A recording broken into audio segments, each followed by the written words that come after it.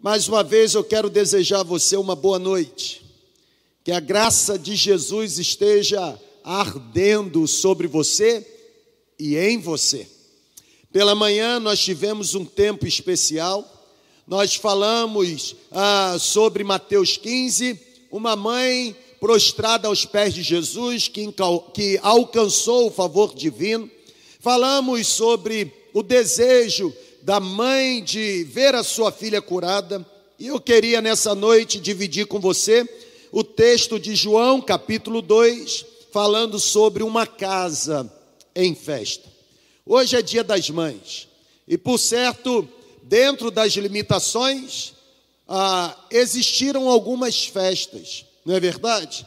Um almoço bem reservado, lá em casa, por exemplo, nós almoçamos, eu, Aline, Eduardo e Mariana, Aline montou aquela mesa especial, como se a casa estivesse completamente lotada. E nós entendemos que, de fato, nós deveríamos mesmo aproveitar aquele momento, porque celebrar a presença de Jesus na nossa casa, no seio da nossa família, é um grande privilégio. Pegue aí a sua Bíblia, por favor, e eu vou ler o texto de João, capítulo 2, do versículo 1 ao versículo 10.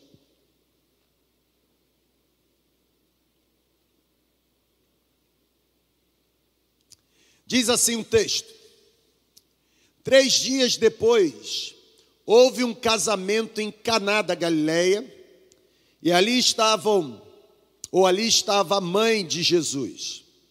Jesus também foi convidado para o casamento com seus discípulos, e tendo acabado o vinho na festa, a mãe de Jesus lhe disse: eles não têm mais vinho. Porém Jesus disse para sua mãe: mulher, que tenho eu contigo? Ainda não é chegada a minha hora. Então ela falou aos serventes: fazei tudo o que ele vos disser. Estavam ali 6 talhas de pedra, talhas que os judeus usavam para as purificações, e cada uma levava 2 ou 3. Em vez de eu falar essa palavra aí difícil, eu vou ler para você aqui o que eu anotei, o que significa essa medida que está aí na sua tela, né? A Bíblia diz assim: em cada pote cabiam entre 80 e 120 litros. Versículo 7. Jesus lhes disse: enchei de água as talhas. E eles as encheram totalmente. Então Jesus lhes determinou: tirai agora e levai ao mestre-sala. Aqueles que ouviram a ordem de Jesus obedeceram e fizeram exatamente conforme havia orientado. Tendo o mestre-sala provado a água que estava nas talhas, percebeu que a água havia se transformado em vinho. Não sabia de onde viera, se bem que o sabiam os serventes que haviam tirado a água. Então ele chamou o noivo e disse ao noivo: todos costumam colocar primeiro o bom vinho, e quando os convidados já beberam fartamente, servem o vinho interior.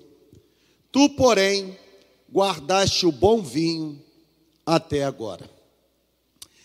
Eu quero iniciar esse pensamento com você, cujo tema é uma casa em festa, falando sobre um provérbio que, por certo, você já deva ter ouvido.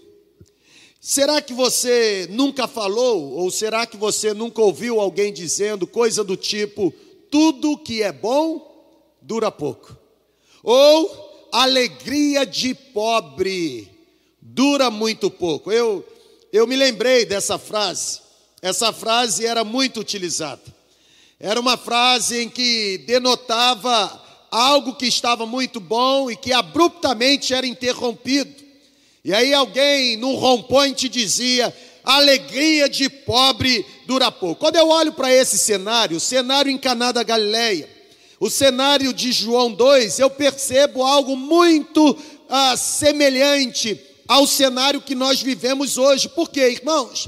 Quando eu observo o cenário em que nós estamos inseridos, eu percebo que existem milhares de famílias, existem muitas famílias vivendo angustiadas, existem muitas famílias aprisionadas por sentimentos ruins, existem muitas famílias vivendo como se estivesse faltando alguma coisa. O cenário apresentado pelo texto bíblico em João 2 aponta para uma casa em Caná da Galileia. Caná da Galileia era uma aldeia muito próxima a Nazaré, e diz o texto bíblico que daquela casa, em Caná da Galileia, ouvia-se gritos de alegria. Podia ser ouvidos cânticos de celebração. Daquela casa vinham barulhos como júbilos, como expressões de felicidades, como boas risadas, como belas músicas. A propósito, estava naquela casa sendo celebrado um casamento, estava naquela casa sendo festejada um tipo de boda. Na Palestina, gente, dizem os analíticos do Novo Testamento, na Palestina as festas de casamento duravam mais do que um dia. Porque não era costume terminar a cerimônia e a festa e os noivos partirem em viagem de lua de mel. Os convidados permaneciam. E isso durava alguns dias. Diz o texto bíblico que em meio a uma noite festiva, a uma noite em que os convidados estão reunidos celebrando aquele casamento, de repente, o barulho das risadas, da música, das boas conversas, da interação, o barulho na festa se transformou repentinamente num profundo silêncio. O profundo silêncio tomou conta do lugar. Alguém se apresenta no meio da sala principal e grita dizendo: o vinho acabou. Acabou o vinho. E segundo os rabinos da época, sem vinho não há alegria. Logo, não era apenas o anúncio de que alguma coisa que fazia parte do buffet se esgotou, não.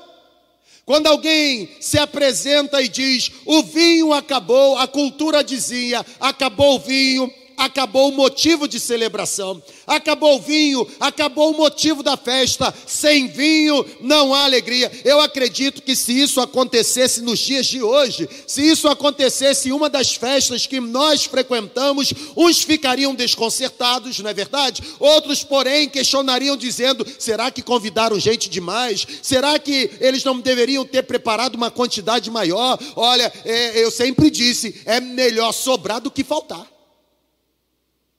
A grande verdade é que a falta de vinho naquela casa, durante a celebração do casamento, transformou-se no grande problema da noite.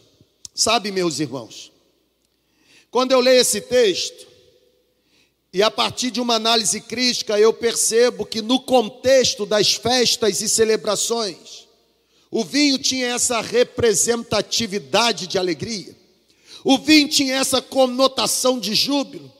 O vinho representava comunhão, o vinho representava regozijo. Quando eu analiso o contexto das festas, celebrações do período bíblico e percebo que sem a presença do vinho não teria alegria, sem a presença do vinho não teria comunhão, sem a presença do vinho não haveria motivo de regozijo. Eu olho para esse texto e olho para o cenário que estamos inseridos, percebo que tem muitas famílias, principalmente famílias participando da celebração através da transmissão.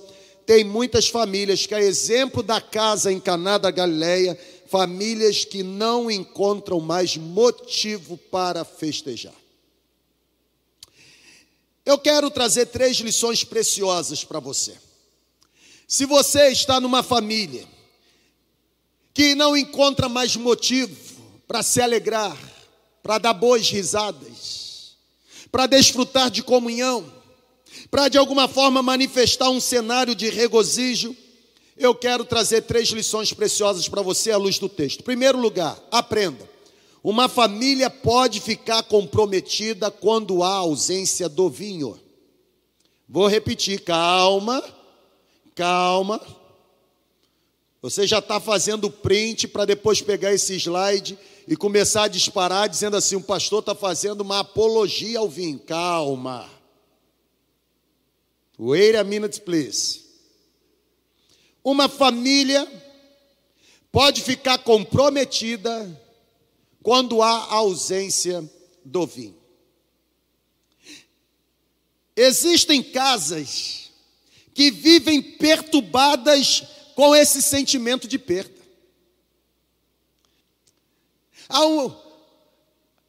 Há um apontamento que eu quero fazer. Uma família pode ficar comprometida quando há ausência do vinho. Ou seja, existem famílias que estão vivendo perturbadas. Existem casas que estão perturbadas porque carregam em si esse sentimento de perda. Há famílias, irmãos, que já perceberam que alguma coisa anormal está acontecendo. Há famílias que nesse exato momento estão tentando receber uma dose de esperança, porque já concluíram que existe alguma coisa no lar que precisa ser ajustado. Acabou o vinho da alegria, acabou o vinho do companheirismo, acabou o vinho da comunhão, acabou o vinho do perdão, acabou o vinho da cumplicidade. Famílias que estão vivendo com a ausência do vinho do diálogo. É óbvio que sem vinho a família fica comprometida. E é óbvio também que quando eu menciono a palavra vinho, não estou me referindo a uma bebida alcoólica, estou me referindo ao conceito de alegria.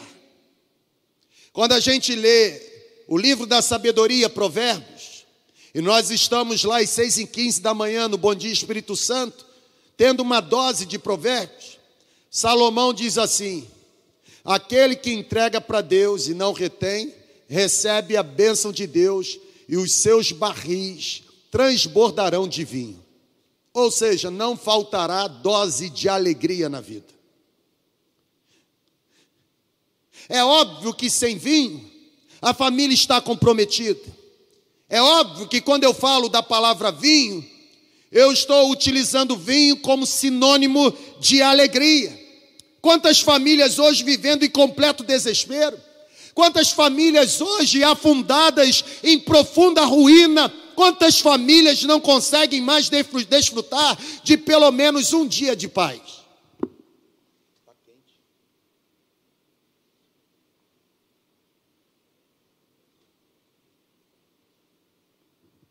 Está quente.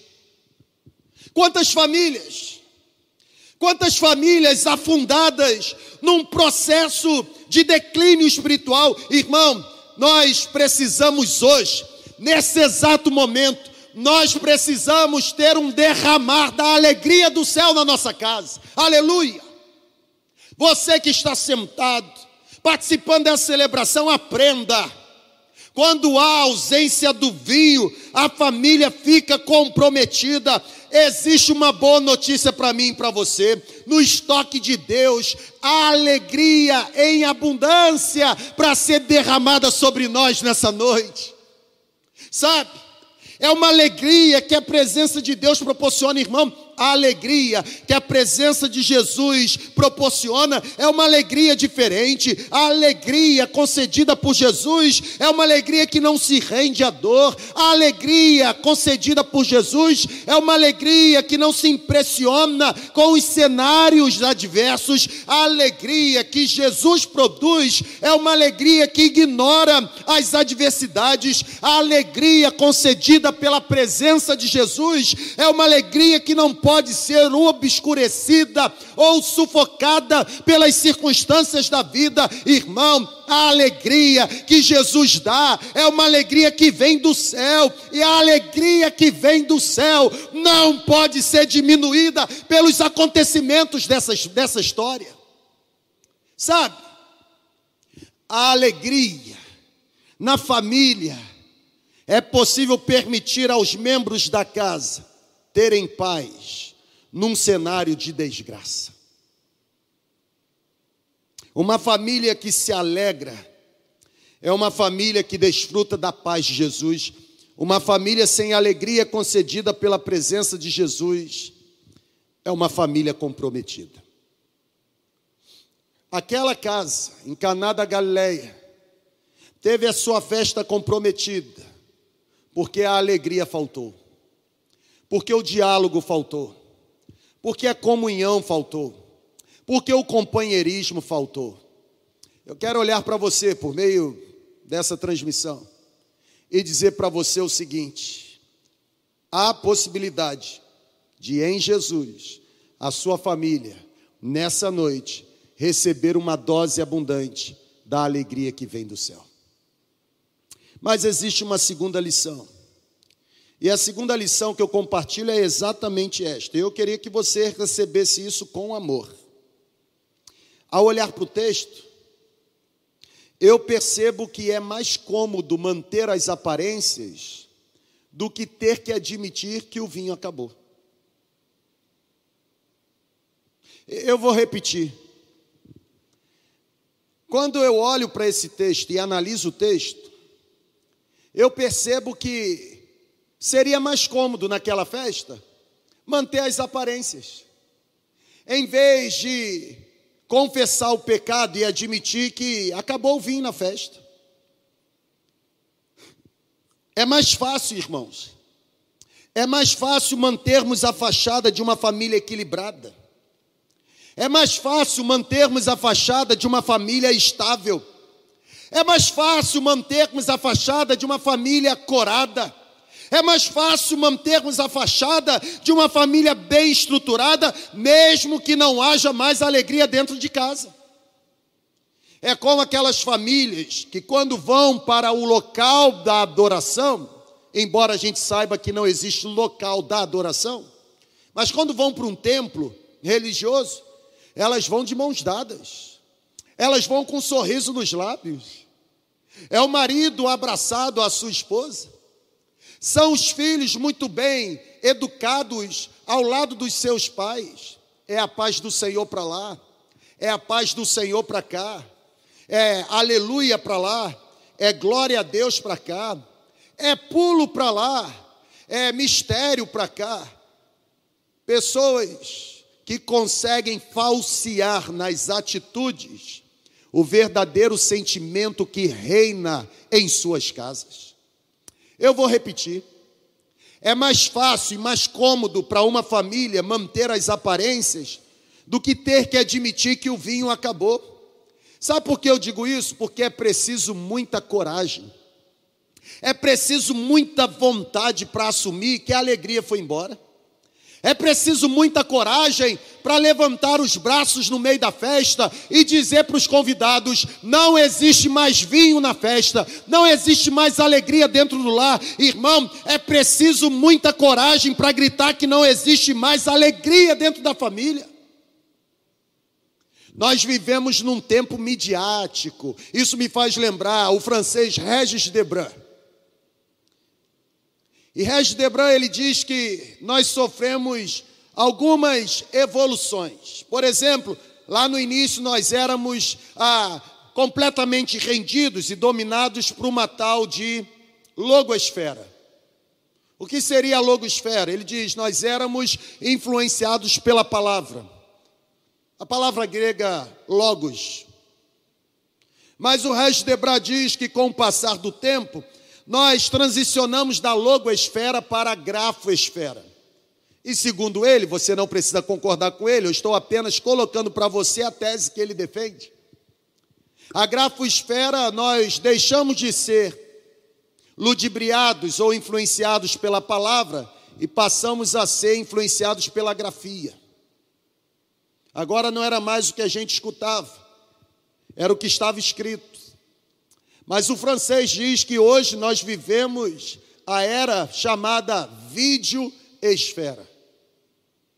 Nós somos resultados diretos da influência midiática.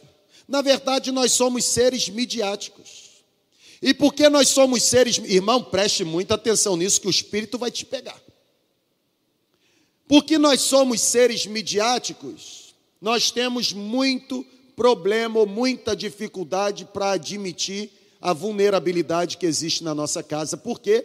Porque a gente já aprendeu que se a gente demonstrar o defeito ou revelar a fraqueza, a gente se torna completamente vulnerável. Alguns defendem a tese que é pecado demonstrar a fraqueza.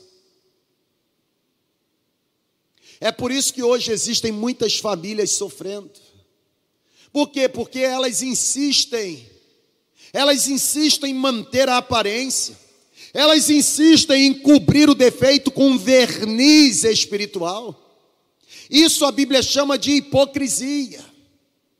É preciso coragem para gritar que não tem mais alegria na família. Percebam que alguém naquela casa em Caná da Galileia, alguém precisou anunciar que não havia mais vinho. Eu penso, irmãos, que nós devemos aprender com esta atitude. Quando a nossa família estiver desmoronando, quando a nossa família estiver sofrendo com a falta de alegria, quando a nossa família estiver faltando ou sofrendo com a falta de comunhão, quando a nossa família estiver faltando ou sofrendo com a falta de paz, eu penso que em vez de mantermos a aparência, em vez de escondermos, em vez de colocarmos uma cera na fachada, eu penso que nós devamos gritar que o vinho acabou.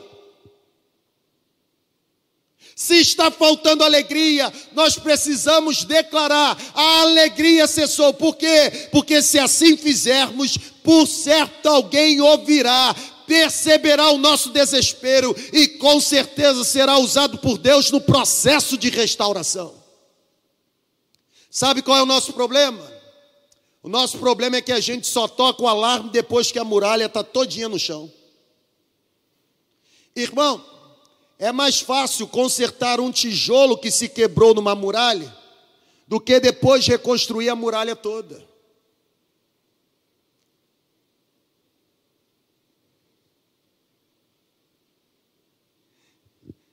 É mais fácil ajudar você enquanto o problema está no início, do que você esperar o seu problema se tornar algo humanamente falando irreversível e ter que procurar ajuda.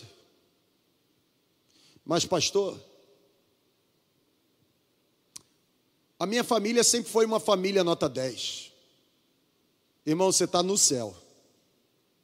Porque aqui nessa terra, as famílias não são nota 10. Aqui nessa terra, as famílias não são produto acabado. Aqui nessa terra, as famílias, elas se desentendem. Aqui nesta terra, as famílias, de alguma forma, elas traçam um diálogo no que diz respeito a algumas decisões. Aqui nesta terra é possível famílias sofrerem um processo de desestruturação. Eu quero sugerir a você, em vez de manter a aparência, que tal admitir que o vinho acabou? Sabe, já ficou comprovado cientificamente que não apenas o conhecimento, mas a confissão de um problema representa 90% da sua solução. Eu vou repetir para você.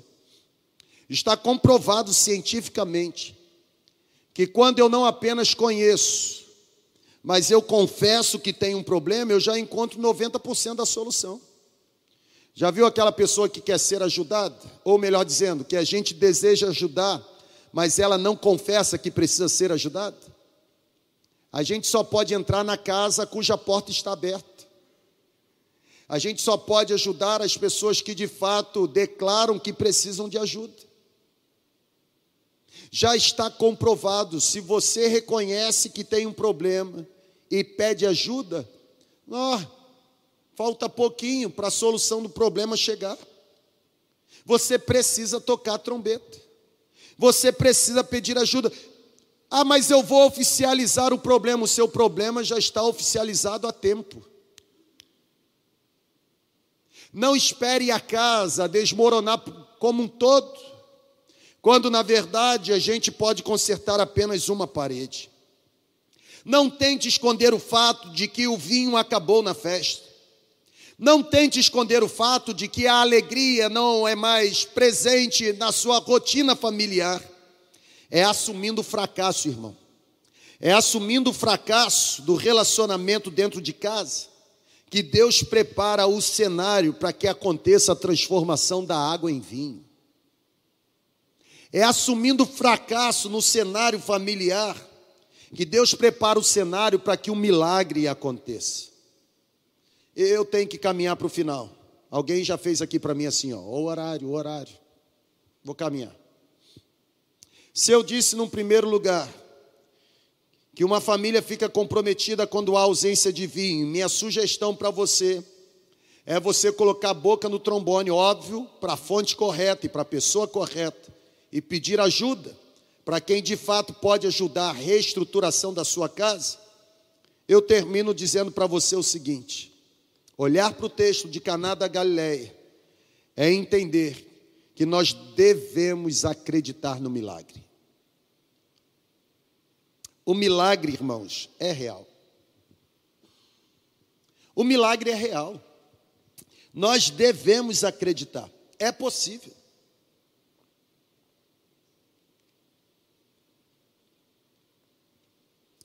No desejo de vermos resolvidos os problemas, no desejo de vermos resolvidos as nossas dificuldades, muitos estão pagando um preço alto com negócios, com investimentos. Existem pessoas que, porque desejam ver o problema resolvido, estão assim esperando soluções mágicas. Mas a Bíblia nessa noite está nos ensinando que as respostas para a maioria das nossas dificuldades, as respostas estão mais perto do que a gente pensa. Tem muita gente esperando o Aladim sair da lâmpada e de forma hollywoodiana operar um negócio, sabe? Quando na verdade a Bíblia está dizendo que as respostas que tanto almejamos e esperamos receber, essas respostas estão mais perto do que nós mesmos pensamos. Irmão, a solução para o problema do vinho estava na própria festa.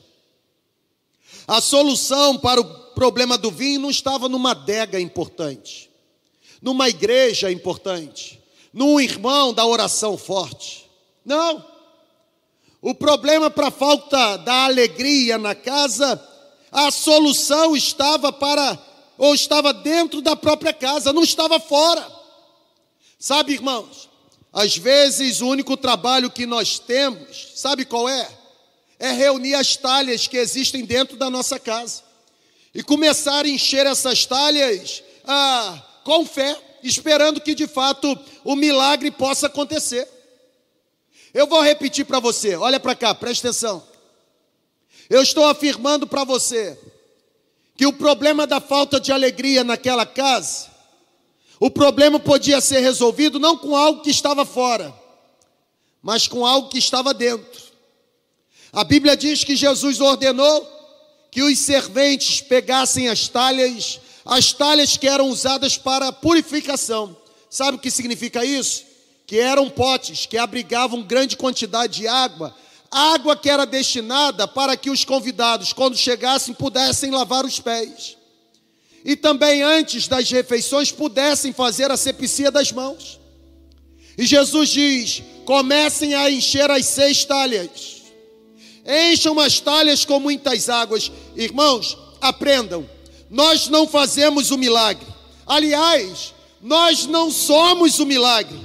Mas nós podemos nos apropriar pela fé de que Deus é poderoso para fazer o milagre. Pode ser que hoje na sua casa existam talhas velhas. Pode ser que hoje na sua casa existam talhas encostadas. Pode ser que hoje na sua família existam talhas já descartadas. Pode ser que nesse exato momento o Espírito Santo está fazendo você se lembrar de que na sua casa existam talhas que foram deixadas, que foram inutilizadas há tempo. A pergunta que eu faço para você: que tal pegar essas talhas agora? Que tal você começar a procurar nos seus armários As talhas que não estão sendo mais usadas, eu sei, elas estão desgastadas com o tempo, elas estão velhas. Que tal você pegar, irmão, vai lá no seu armário e pegue a talha da confissão, pegue a talha do perdão, pegue a talha do arrependimento, pegue a talha da incredulidade, pegue a talha da passividade, pegue a talha da ignorância, pegue a talha da incredulidade e comece a encher essas talhas. Sabe? Se existir uma talha velha do ódio, porque Jesus derramará água do céu, sabe o que pode acontecer? Assim como a água se transformou em vinho, na talha do ódio, o ódio pode ser transformado em perdão. Se existir na sua casa agora uma talha velha da ignorância, essa talha poderá receber a água e ser transformada em vinho novo de sabedoria. Se existir na sua família agora a talha velha da amargura, a velha talha da intolerância, essa talha poderá receber água e ser transformada no vinho novo da confissão. Se dentro da sua casa agora você encontrar a velha talha da passividade, ela poderá receber água e ser transformada no vinho novo da coragem. Se você tiver agora na sua casa a talha velha da incredulidade, irmão, ela poderá receber a água e ser transformada pelo poder do Espírito Santo no vinho novo da confiança e da fé. Aleluia. Sabe, se na sua casa existia a talha velha da tristeza, a talha velha da decepção, da frustração, apresente a Jesus. Ela poderá agora receber água e ser transformada no vinho novo de regozijo e alegria. Há pequenas coisas que podem ser transformadas em resultados surpreendentes. Pegue as talhas. Jesus manifestou o seu poder naquela casa. Jesus naquela casa operou um milagre, evitando que a tristeza e a humilhação de uma humilde família na Galileia se estendesse. Uma casa sem a presença de Jesus é uma casa monótona. Uma casa sem a presença de Jesus é uma casa amarga. Uma casa sem a presença de Jesus é uma casa chata. Só que eu tenho aprendido, irmão, que quando Jesus entra numa família, quando Jesus habita numa casa, essa família se transforma em algo ágil. Quando Jesus entra numa família, essa família se torna algo dinâmico. Quando Jesus entra numa família, essa família se torna algo emocionante. Sem Jesus a vida é pesada, sem Jesus a vida é carente, sem Jesus a vida é desgraçada, sem Jesus a vida é medrosa, sem Jesus a vida é sem interesse. Mas com Jesus, com Jesus a vida é emocionante, com Jesus a vida é maravilhosa, com Jesus a vida é cheia de alegria. A qualquer lugar que Jesus fosse, em qualquer casa que Jesus entrava, o cenário era transformado. Da mesma forma, se a presença de Jesus for uma realidade na sua casa, na sua família, o cenário será transformado da água para o vinho. Que tipo de transformação sua família está necessitando neste momento? Que tipo de transformação a sua casa está desejando experimentar nesta hora? Que milagre você necessita receber nesse momento? Irmão, anteontem, na sexta-feira, estávamos na live, 6h15 da manhã, bom dia Espírito Santo. E no final começamos a orar e pedimos a Deus que pudesse, assim, jorrar cura, curar mesmo, fazendo o cego enxergar, fazendo o paralítico andar. Irmão, isso não é oração pentecostal não, isso é oração de crente. Isso não é privilégio de igrejas pentecostais não. Isso é privilégio de quem crê no poder de Jesus. Sabe o que aconteceu? Terminei a live. E aí eu fui olhar o celular, tinha uma mensagem, uma irmã nossa da igreja, WhatsApp. E ela publicando uma foto no meu WhatsApp. E no texto ela dizendo que a mãe dela, há algum tempo, não conseguia se levantar da cama por si só. Era completamente dependente de ajuda. Era ajuda para ir ao banheiro, era ajuda para se alimentar, era ajuda para tudo.